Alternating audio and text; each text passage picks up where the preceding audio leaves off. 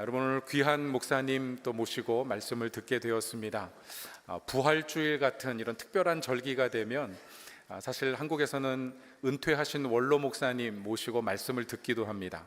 아시다시피 저희 베들교회는 은퇴하신 원로 목사님이 없어서 제가 늘 마음에 아쉬움이 있었는데 한국에서 좀 빌려왔습니다. 한국의 오륜교회를 개척하셔서 35년 동안 목회하시고 지난해 연말에 우리 목사님 원래는 교단 정년이 70세인데 65세에 조기 은퇴를 하시고 또 후임 목사님 세우시고 또 앞으로 새로운 사역들, 이기 사역을 한국 교회와 또 전 세계 교회를 위해서 펼쳐가고 계십니다. 여러분들이 다니엘 기도회 많이 들어보셨을 텐데 다니엘 기도회를 통해서 정말 교회가 연합해서 기도하는 그런 운동을 펼쳐가고 계십니다. 우리 미주 다니엘 기도회를 또 인도하시고 또 그간에 미주의 여러 교회들 또 선교지를 방문하시다가 오늘 이렇게 또 저희 교회 오셔서 부활절 말씀을 전해주시게 되었습니다. 여러분, 귀한 말씀으로 은혜 받으시고 또 하나님께서 주시는 말씀에 순종을 결단하는 그런 복된 시간 되실 수 있기를 주님의 이름으로 간절히 축복합니다. 우리 목사님 올라오실 때 하나님께 감사한 마음으로 박수로 우리 환영하고 말씀 듣도록 하겠습니다.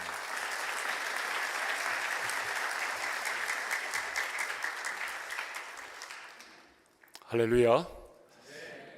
옆 사람 한번 인사하겠습니다. 예수님이 부활하셨습니다. 네. 우리 은혜스러운 성가대 찬양 감사드리고요. 네. 자, 우리 옆 사람과 한번 인사하겠습니다. 왕따가 됩시다. 근데 안 하신 분들이 계세요. 진짜 왕따가 되시는군요. 다시 한번 하겠습니다. 왕따가 됩시다. 자, 여기서 왕따는요, 왕을 따르는 사람의 약자입니다. 우리는 우리의 왕이신 한 분 예수 그리스도를 따르는 사람들이죠. 자, 의미를 알았으니까 이번엔 기분 좋게 인사하겠습니다. 왕따가 됩시다. 네. 사실 그렇습니다. 우리가 이 세상 속에서 대세를 따르지 않고 진리를 따라 살아가게 되면 이제는 왕따가 될 수밖에 없는 그런 세상에 살고 있습니다. 그렇지만 우리는 하나님의 자존심으로 살아야 할 줄로 믿습니다. 또 한 번 인사하겠습니다. 당신은 하나님의 자존심입니다. 근데 여기는 벙어리 삼룡이 참 많이 계시네요. 네. 안 하신 분이 계시기 때문에 한 번 더 하겠습니다. 당신은 하나님의 자존심입니다. 네, 하나님이 내 자존심이 아니라 하나님의 자녀인 우리가 하나님의 자존심이라는 사실이죠. 하나님은요, 언제나 은혜를 사모하는 자에게 은혜를 주시죠. 그러므로 여러분, 교회가 앞으로 오실 때는요, 항상 앞자리를 사모하셔야 돼요. 이런 말 있잖아요. 이 앞자리는 금자리, 가운데 자리는 은자리, 뒤에는 잠자리, 이런 말이 있어요. 그래서 뒤에 앉으신 분이 잠자러 오신 분은 아니지만 그래도 우리가 하나님의 은혜를 사모하면 항상 앞자리를 지키는 게 중요한 것 같습니다. 예. 자, 오늘 본문은요, 부활하신 우리 주님께서 제자들에게 나타나셔서 하신 말씀입니다. 지금 제자들은 어떤 상황 가운데 있어요? 유대인들이 두려워서 문을 꼭꼭 걸어 잠그고 숨어 있었습니다.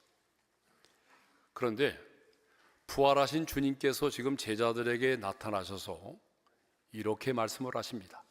자, 21절의 말씀인데요, 우리 한번 읽겠습니다. 다 같이요. 아버지께서 나를 보내신 것 같이 나도 너희를 보내노라. 네. 거기 보게 되면 나도 너희를 보낸다라고 말씀을 하시죠. 여기서 나는 누굴까요? 부활하신 주님이십니다. 그러니까 부활하신 주님이 제자들을 향하여 나도 너희를 보낸다라고 말씀하시죠.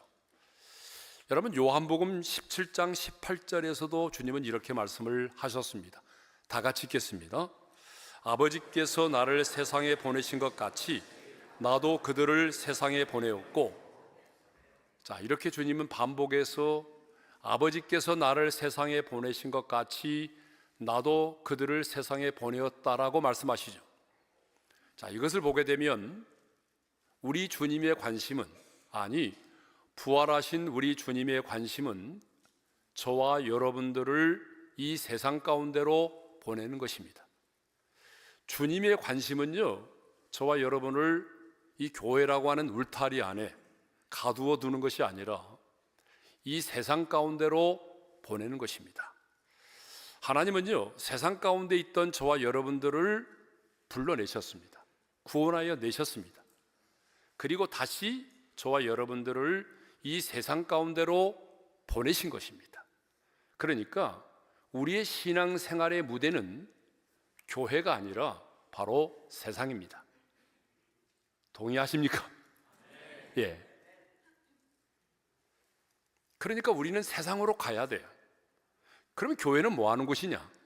교회는 공동체가 모여서 하나님을 예배할 뿐만 아니라 교회는 말씀으로 무장하고 은혜를 받아서 다시 세상을 향하여 나아가기 위해서 우리가 은혜 받고 무장하는 곳이 바로 교회입니다. 그러니까 우리는 세상으로 가야 돼요. 왜냐하면 주님이 우리를 이 세상 가운데로 보내셨기 때문에 삶의 현장으로 가야 합니다. 예. 그런데 가지 않으려는 분들이 계세요. 여러분, 예루살렘 교회가 가지 않으려고 할 때에 주님은 어떻게 하셨나요? 핍박을 통해서 그들을 흩어버리셨어요. 하나님의 뜻은 가라는 거 아니었어요. 땅끝까지 가라. 그런데 가지 않았어요. 그럴 때 하나님은 강제로라도 그들을 흩어버리고 말으셨어요. 자, 우리는 가야 합니다. 어디로 가야 되죠? 세상 한가운데로 가야 합니다. 예? 주님께서 여러분들을 캠퍼스로, 여러분의 직장으로, 또 여러분 병원으로 주님이 여러분을 보내셨어요. 예? 그런데 저와 여러분이 보냄을 받은 세상이 만만하지 않습니다. 세상 속에서 하나님의 사람으로 치열하게 영적인 전쟁을 치루어 보신 분은 알아요. 야, 이 세상 속에서 믿음으로 산다는 게 쉽지 않구나. 물론 세상에 보냄을 받았지만 자신의 그리스도인의 신분을 숨기고 은밀하게 살아가는 사람들은 이 말의 의미를 잘 몰라요. 그러나 여러분, 하나님의 사람은 세상 속에 있을지라도 숨겨질 수 없는 사람들이에요. 산 위에 있는 동네가 숨겨지지 못할 것이요라고 하는 주님의 말씀처럼 이 세상 가운데 하나님의 사람으로 살아가게 되면 내가 이마에 나는 그리스도인입니다라고 써붙이지 않아도 우리 입에서 나오는 말과 행동을 보게 되면 내가 그리스도인이라고 하는 내 자신의 정체성이 드러날 수밖에 없어요. 예, 우리는 숨겨질 수 없는 그리스도인들입니다. 그런데 여러분, 세상 속에서 믿음을 지키고 하나님의 사람으로 살아간다는 거 쉽지 않아요. 그래서 주님은 말씀하셨어요. 내가 너희를 보냄이 어린 양을 이리 가운데로 보낸과 같도다. 이 세상은요, 이리가 득실거리는 곳이에요. 근데 여러분, 우리는 어린 양이라고 말해요. 어린 양과 이리가 싸우면 누가 이길까요? 싸워보지 않아서 모른다고요? 자, 어린 양과 이리가 싸우면 누가 이겨요? 이리가 이기게 돼 있어요. 그런데 주님은 약속하셨죠. 내가 너와 함께 한다고. 내가 너와 세상 끝날까지 함께 할 것이니까 두려워하지 말라고 말씀하셨어요. 그러니까 우리는 세상으로 가야 합니다. 세상 속에서 빛이 되고 세상 속에서 소금이 되는 삶을 살아야 돼요. 여러분, 우리 주님께서 왜 우리를 세상의 빛과 소금이라고 말씀하신지 알아요? 그만큼 우리가 살아야 될 세상이 빛이 필요할 만큼 죄악으로 인해서 어두워진 세상임을 전제로 하신 말씀이에요. 소금이 필요할 만큼 우리가 살아야 될 세상이 부패하고 죄악이 만연한 곳입니다. 가끔 저는 이런 말을 들어요. 목사님은요, 그냥 장로님의 가정에서 태어나서 목사가 됐기 때문에 세상 물정을 잘 몰라요. 이런 분들이 있어요. 예, 그러면 제가 나이트클럽을 다녀야 됩니까? 여러분, 가지 않아도 성령은 이미 우리에게 말해주고 있어요. 세상은 이렇게 악한 곳이라고. 근데 우리는 가야 합니다. 여러분, 삶의 현장으로 가셔야 돼요. 그런데 그냥 가면 안 됩니다. 주님이 주신 평강을 가지고 가야 돼요. 그래서 세상을 향하여 나아가는 자에게 가장 먼저 필요한 게 뭐냐 그러면 주님이 주시는 평강입니다. 그래서 오늘 보면 19절과 21절에 보게 되면 부활하신 주님께서 두 번이나 반복하여 제자들에게 말씀하십니다. 너희에게 평강이 있을지어다. 여러분, 부활하신 주님께서 제자들을 만났을 때 두 번이나 이렇게 반복해서 말씀하신다는 것은 강조하고 있다는 거예요. 단순한 인사말이 아니에요. 예? 단순한 인사말을 두 번이나 하겠어요? 너희에게 평강이 있을지어다, 이 말은 무슨 말이냐면 세상을 향하여 나아가는 너희에게 반드시 필요한 것이 있는데 그것이 뭐냐면 평강이라는 거예요. 그러면 주님이 말씀하신 이 평강은 어떤 평강일까요? 주님은 요한복음 14장 27절에서 평강을 이렇게 말씀하셨습니다. 우리 함께 읽겠습니다. 다 같이요. 평안을 너희에게 끼치노니 곧 나의 평안을 너희에게 주노라. 내가 너희에게 주는 것은 세상이 주는 것과 같지 아니하니라. 너희는 마음에 근심하지도 말고 두려워하지도 말라. 주님은 이렇게 말씀하십니다. 내가 너희에게 주는 평안은 세상은 줄 수 없어. 죽었다 깨어나도 이 평안을 세상의 사람들은 누릴 수가 없다는 거야. 아무리 좋은 집에서 살아도, 아무리 고액의 연봉을 받아도, 아무리 뷰가 좋은 곳에 살아도 이 평안을 누릴 수 없다는 거예요. 그럼 이 평안은 도대체 뭐죠? 여러분, 이 평안은 죄와 죽음의 법에서 해방된 자만이 누릴 수 있는 평안입니다. 여러분, 우리 인간의 가장 본질적인 두 가지 문제가 있어요. 그 두 가지 문제가 뭐냐면 죄와 죽음의 문제입니다. 우리 인생의 가장 근본적인 두 가지 문제, 죄와 죽음의 문제입니다.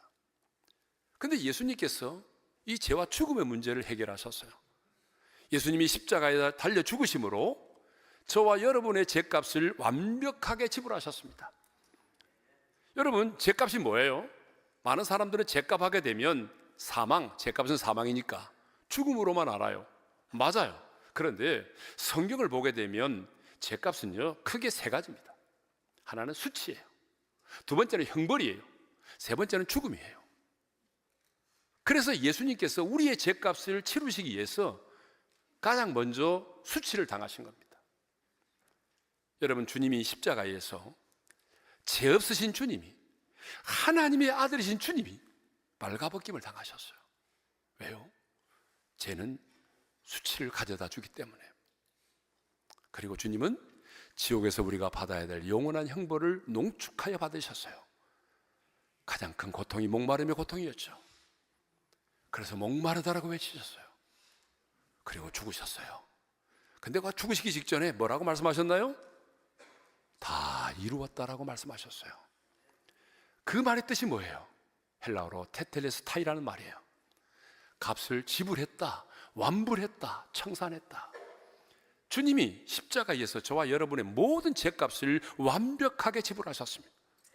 그리고 사망의 권세를 깨뜨리고 부활하셨습니다. 그러니까 여러분, 예수를 믿게 되면 죄와 죽음의 문제를 해결받게 되는 것이고, 죄와 죽음의 문제를 해결받는 사람에게는 세상에 줄 수 없는 평강을 누리게 되는 것입니다. 그러니까 여러분, 주님이 말씀하신 이 평안은요, 아무나 누리는 게 아닙니다. 예수를 믿음으로 죄와 죽음의 법에서 해방된 사람, 그래서 보혜사 성령님을 우리 가운데 모시고 살아가는 사람만이 누릴 수 있는 평안입니다. 여러분에게 이 평안이 있습니까? 주님이 다 보고 계시는데 대답을 못 하시네요. 다시 한번 묻겠습니다. 정말 여러분의 마음속에 이 평안이 있습니까? 주님은 돈이 없어도 우리로 하여금 이 평안을 가지고 세상을 향하여 나가라고 말씀하십니다. 왜냐하면 이 평안을 가진 자만이, 이 평안을 가진 자, 왜 평안이 중요하냐면 이 평안은 지금 우리에게 현실적으로 가장 중요한 것이 이 평안이기 때문입니다. 여러분, 지금 현실적으로 중요한 게 뭐예요? 내 자녀가 당장에 좋은 대학 들어가고 누구를 만나고 직장의 문제 해결되는 것, 암에서 치료받는 것, 이것이라고 생각하죠. 물론 이거 중요해요. 그렇지만 여러분, 아무리 내 자녀가 좋은 대학에 들어가고 내가 엄청난 저택에서 살아도요, 내 안에 평안이 없으면 축복이 아닙니다. 평안이 없는 축복은 그 어떤 것도 축복이 아니에요. 현실적으로 지금 우리에게 필요한 것은 여러분 직장의 문제가 아니라 평안입니다. 가끔 이렇게 말하는 분들이 있어요. 한국에서는 뭐니 뭐니 해도 머니가 최고다, 이런 분들이 있어요. 근데 여러분, 돈을 가져도 불안하면 축복이 아닙니다. 여러분, 왜 그렇게 돈을 많이 가진 재벌이 회장이 자살합니까? 예? 왜 그렇게 인기와 권세를 누리고 있는 연예인이 자살을 합니까? 예? 마음에 평안이 없기 때문에 그래요. 여러분, BTS 만나보셨어요? BTS? BTS 말하니까 청년들 입이 그냥 쫙 벌어지네 벌써. 만나보신 분 손 들어보세요. BTS 만나본 사람? 한 분도 안 계시네. 예? 저는 2번이나 만나봤어요. 근데 제가 실수를 했어요.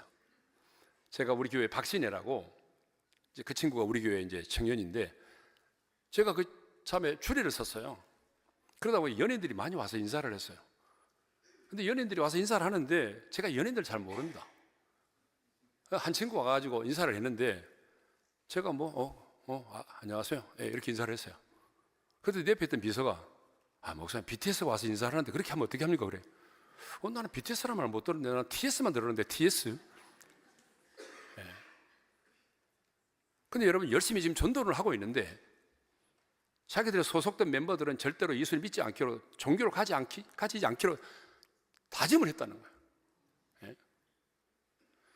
여러분, 그렇게 수많은 인기와 명예를 누리면 뭐합니까? 마음에 평안이 없으면 축복이 아닙니다. 예? 축복이 아니에요. 두 번째로 왜 평안이 중요하냐 그러면, 평안을 가진 자만이 평안의 복음을 전할 수 있기 때문에 그래요. 여러분, 우리가 전하는 복음은 평안의 복음입니다. 그래서 사도 바울이 뭐라고 말합니까? 평안의 복음이 준비된 신을 신고라고 말하잖아요. 우리가 전하는 복음은 평안의 복음입니다. 근데 평안의 복음을 전하는 사람이 여러분 사시나무 떨듯이 막 두려워 떨면서 예수 믿으세요, 그러면 평안합니다, 이러면 누가 믿겠어요? 니나 믿어라, 이렇게 되는 거 아니겠어요? 그러니까 평안의 복음을 전하는 사람에게는 세상에 줄 수 없는 평안이 있어야 돼요. 옥탑방에 살아도, 여기는 옥탑방 참 없지, 예, 미국은, 예? 단칸방에 살아도 여러분, 그래도 우리 마음속에 뭐가 있어야 되죠? 평안이 있어야 됩니다. 그래야 평안의 복음을 전할 수 있는 거예요. 그래서 세상을 향하여 나아가는 우리들에게는 반드시 평안이 있어야 된다. 여러분, 아멘이죠? 예. 두 번째로는 부활의 확신을 가지고 나가야 된다. 부활의 확신. 다른 것은 몰라도 확신을 가져야 되는데, 하나님의 사람들을 보세요. 한 시대에 하나님의 손에 붙들림 받아서 쓰임을 받았던 하나님의 사람들의 특징이 뭐냐? 확신입니다. 확신도 없는데 하나님이 그를 들어 쓴 적이 없어요. 예, 감사합니다. 한 분이라도 대표를 해주시니까 감사해요. 예. 근데 확신이 없이 살아가는 사람이 너무나 많아요. 구원의 확신도 없고, 천국에 대한 확신도 없고, 예, 기도 응답에 대한 확신도 없고. 그런데 정말 우리에게 필요한 확신이 하나 있어요. 그 확신이 뭐냐 그러면 예수님이 부활하셨다는 확신입니다. 예? 예수님이 부활하셨다는 확신. 그래서 부활하신 예수님이 제자들에게 나타나셔서, 예? 자신의 못 박히신 손과 창자국 난 옆구리를 보여주셨어요. 봐라, 내가 진짜 부활했다, 이거 아닙니까? 예? 근데 예수님의 제자들은요, 사실 좀 예수님한테 싸대기를 좀 맞아야 돼요, 사실은. 왜냐 그러면 예수님이 수차례 얘기했잖아요, 내가 부활할 거라고. 사흘 만에. 안 믿었어요. 마리아가 예수님의 빈 무덤을 보고 왔다라고 말했잖아요. 예수님의 부활의 소식을 전했단 말이에요. 그리고 실제로 몇 사람은 예수님의 빈 무덤까지 확인하고 돌아왔잖아요. 그 정도가 되면 왜 우리가 예수님의 부활을 믿지 못했는가? 대성통곡하고 회개를 해야 되는데 믿지 못했어요. 근데 예수님은 자신의 손의 못자국과 창자국을 보여주신 거예요. 그 현장이 없어가지고 예수님의 부활을 의심하고 있던 도마에게도 나타나셔서 이렇게 말씀을 하셨어요. 읽겠습니다. 시작. 내 손가락을 이리 내밀어 내 손을 보고 네 손을 내밀어 내 옆구리에 넣어보라. 예, 제가 좀 빨리 읽으니까 여러분 못 읽. 주님이 2번이나 반복해서 자신의 이 창자국을 보여주시고, 예, 이 못자국을 보여주시고 창자국을 난 옆구리를 보여주셨단 말이에요. 왜 그럴까요? 나는 실제로 부활했다. 나는 십자가에 달려 죽고 부활했다는 사실을 확실하게 보여주시기 위함입니다. 왜 그럴까요? 이 세상을 향하여 나아가는 자들에게는 부활의 확신을 가져야만이 된다는 거예요. 부활의 확신을 가지지 못한 자는요, 영적인 전쟁을 치를 수가 없어요. 여러분, 우리 삶이 영적인 전쟁입니다. 예, 우리 삶이 영적인 전쟁이에요. 예. 근데 우리의 삶이 영적인 전쟁이라는 사실을 잊고 살아갑니다. 여러분, 아닙니다. 우리 삶이 영적인 전쟁인데 누가 영적인 전쟁에서 최고의 선봉에 설 수 있느냐? 그것은 바로 예수님의 부활을 확신하는 사람 뿐만 아니라 나도 부활한다라고 하는 이 부활의 신앙을 가지고 있는 사람입니다. 그 사람이 영적 전쟁의 선봉에 설 수 있고 그 사람이 대세를 따르지 않고 진리를 따라 살아갈 수 있습니다. 예? 왜 우리는 부활의 확신을 가지고 살아야 되느냐? 두 가지 이유가 있는데요. 첫 번째 이유는 예수님의 부활이 우리의 인생의 최고의 승리이기 때문에 그렇습니다. 자, 여러분, 55절에 고린도서 15장 55절의 말씀을 읽겠습니다. 다 같이요. 사망아, 너의 승리가 어디 있느냐? 거기 보게 되면 예수님의 부활을 승리라고 말하고 있어요. 다시 살아났다라고 말하는 것이 아니라 승리라고 말하고 있어요. 여러분, 우리가 살아가는 이 세상에는요, 많은 전쟁이 있습니다. 많은 싸움이 있어요. 예? 생존 경쟁에서의 승리도 있고, 예? 그것만이 아니고 경기에서 승리가 있어요. 예? 부부지간에 또 싸움도 하고 그러잖아요. 근데 부부지간에 싸움만 하면 누가 이기나요? 누가 이기죠? 와이프가 이기신대요. 아멘을 크게 하시는데 와이프가 이겨요? 여러분, 부부지간에 싸움하면 누가 먼저 화해를 하느냐 그러면 대부분 보게 되면 성숙한 사람이 먼저 화해합니다. 예, 성숙한 사람이. 그러니까 저거는 아멘을 하지만 성숙하지 못했다 그런 얘기죠 지금. 여러분, 누가 아멘이 먼저 아니죠? 나도 헷갈리네 이제. 예, 나도 물 좀 마시고 가겠습니다.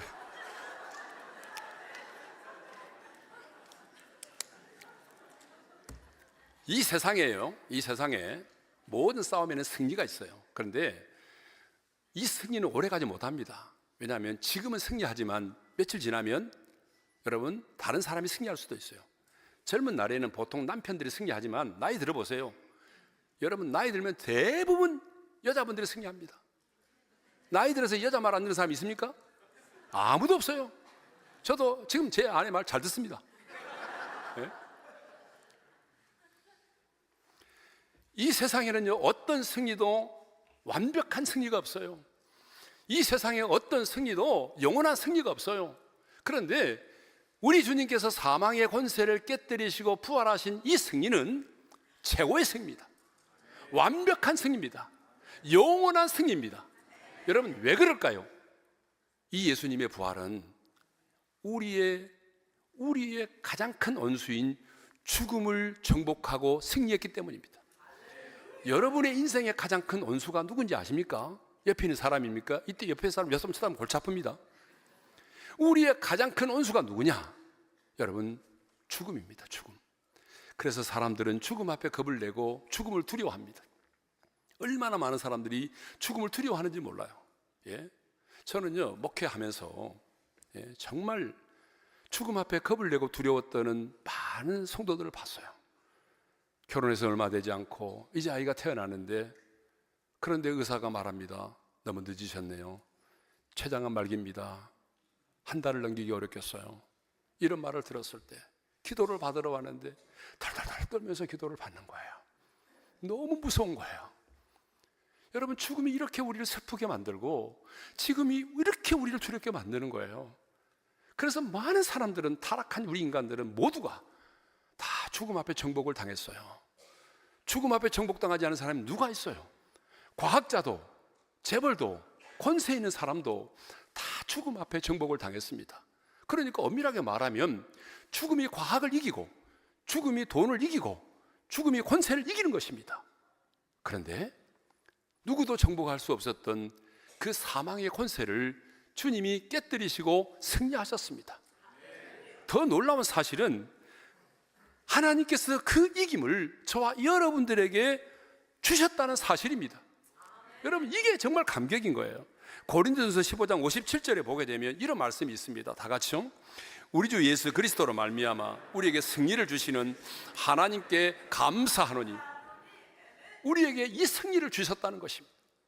주님은 십자가에서 마귀의 일을 멸하시고 승리하셨습니다. 그리고 부활하심으로 사망의 권세를 깨뜨리시고 승리하셨습니다. 그런데 주님은 예수를 믿고 그리스도의 몸에 접붙임 받은 하나님의 자녀된 저와 여러분들에게 당신의 승리를 우리에게 주셨다는 것입니다. 그래서 주님의 승리가 나의 승리가 된 것입니다. 주님의 부활이 나의 부활이 된 것입니다. 할렐루야. 여러분, 이것처럼 감격스러운 일이 어디 있습니까, 여러분? 예? 그렇기 때문에 이 부활의 신앙을 가진 사람들은 견실하며 흔들리지 않는 삶을 살아가게 되어 있어요. 신앙생활 하다 보게 되면 참 우리의 믿음이 흔들릴 때가 많아요. 예? 어떤 사람들은요, 토요일 날에 뉴스 보고 난 다음에 교회 안 나온 사람도 있어요. 왜냐하면 뉴스에 보게 되면 뭐 한국교회 뭐 목회자를 고발한다, 교회를 고발한다 하면서 안 좋은 뉴스가 나오잖아요. 또 어떤 사람들은 언제 흔들리냐 그러면 교회에서의 삶과 세상에서의 삶이 너무나 다른 이중적인 모습을 보고 흔들려요. 저 사람 왜 저러지? 그리고 흔들려요. 네? 인터넷에 실린 이단들이 써놓은 글을 보고 흔들려요. 네? 사회적 교회에 대한 세상적인 비판적인 분위기에 따라서 흔들리는 사람도 있어요. 여러분, 왜 흔들리는지 아세요? 따지고 보게 되면 내 안에 부활의 신앙이 없기 때문에 흔들리는 거예요. 부활의 신앙이 분명한 사람들은요, 흔들리지 않아요. 부활의 신앙이 분명한 사람들은요, 여러분, 죽음의 순간에도 흔들리지 않아요. 2007년에 샘물교회 사건이 있었어요. 어떤 사건이냐고 하면 23명의 성도들이, 청년들이 주로 많았죠. 아프가니스탄에 단기 선교를 갔어요. 근데 탈레반에게 잡혔잖아요. 그때의 인솔자가 배형규 목사님입니다. 그때 대원들을 모아놓고 이렇게 말했습니다. 이들은 분명히 자신들의 것들을 홍보하고 극대화시키기 위해서 남자 한 사람을 죽일 것이다. 그러면 내가 나가겠다. 내가 순교하겠다는 거야. 그 말을 들은 유경식 장로라고 하는 분이 계셨어요. 나이 드신 장로님인데, 목사님은 나이도 젊고 이 대원들을 이끌고 나가셔야 되니까 제가 살 만큼 살았으니까 제가 나가서 죽겠습니다. 그러니까 배 목사가 이렇게 말했습니다. 장로님, 저는요 나중에 선교지로 가서 선교하다가 하나님이 부르시면 그때 가서 내가 순교하려고 그랬는데 순교의 시간이 앞당겨진 것 같습니다. 그 장로님 말했어요. 정 그러시다면 우리 제비를 뽑읍시다. 제비 뽑읍시다. 그때 배 목사가 말했습니다. 장로님, 제가 목사입니다. 제 자리 넘보지 마세요. 예? 여러분, 누가 그렇게 말할 수 있어요? 누가 죽음의 순간에 자신이 먼저 죽겠다라고 누가 말할 수 있어요? 부활의 생명을 가진 자들만이 여러분 그렇게 할 수 있는 겁니다. 죽음을 정복한 생명이 있기 때문이죠. 여러분, 타이타닉 영화 보셨죠? 타이타닉 영화 안 보신 분만 손 들어 보실래요? 안 보신 분? 기도하시는 분이군요. 근데 여러분, 타이타닉 하게 되면 뭐가 먼저 생각이 나죠? 이것부터 생각나죠, 이거. 대부분 젊은이들은 이것부터 생각해요. 근데 여러분, 저는요, 그게 생각이 나는 게 아니라 그 마지막에 배가 막 좌초돼가지고 사람들이 막 물속으로 뛰어들고 죽어가고, 아비규환의 현장 속에서도 여러분, 끝까지 내 주를 가까이 하려 하면 십자가 짐 같은 고생이다. 그 연주를 했던 그 악사들 있죠. 여러분, 그 사람들에게는 살고 싶은 마음이 없었을까요? 근데 왜 그들은 그 마지막 순간까지 그들은 그 연주를 했을까요? 죽음을 이긴 부활의 생명이 그들 안에 있었기 때문이에요. 여러분, 죽음을 이긴 부활의 생명이 있는 사람들은 흔들리지 않아요. 어떤 상황이 와도 흔들리지 않습니다. 저는 우리 베델의 모든 성도님들이 부활의 신앙으로 잘 무장돼서 어떠한 상황에도 흔들리지 않는 하나님의 사람들이 될 수 있기를 바랍니다. 자, 마지막 세 번째입니다. 세 번째는 뭐냐면 사제의 확신을 가지고 나아가야 된다라고 하는 거죠. 자, 부활하신 주님께서 저와 여러분을 이 세상에 보내시는 이유를 23절에서 이렇게 말씀을 하고 있어요. 23절의 말씀을 우리 함께 읽겠습니다. 다 같이요. 너희가 누구의 죄든지 사하면 사해질 것이요 누구의 죄든지 그대로 두면 그대로 있으리라 하시니라. 자, 예수님은요, 제자들을 파송하시면서 죄를 사하는 권세도 함께 주셨다라고 말합니다. 근데 여러분, 이 말은 오해하면 안 됩니다.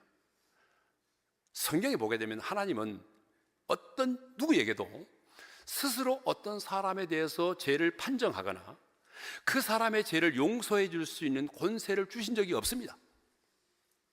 베드로에게도 주신 적이 없어요. 근데 캐톨릭에서는 줬다고 말하잖아요. 아니에요. 여러분, 베드로도 사도행전 10장 43절에 보게 되면 고넬료의 가정에 설교할 때 이렇게 말합니까? 내가 너의 죄를 사하노라, 이렇게 말하지 않았어요. 이렇게 말합니다. 다 같이요. 그를 믿는 사람들이 다 안 떴나요? 그 이름을 힘입어 죄 사함을 받는다. 야, 이게 충청도 산이 많군요. 예? 그를 믿는 사람들이 다 그의 이름을 힘입어 죄 사함을 받는다. 예수의 이름을 힘입어 죄 사함을 받는다고 그랬지, 내가 너의 죄를 사하노라고 말한 적이 없어요.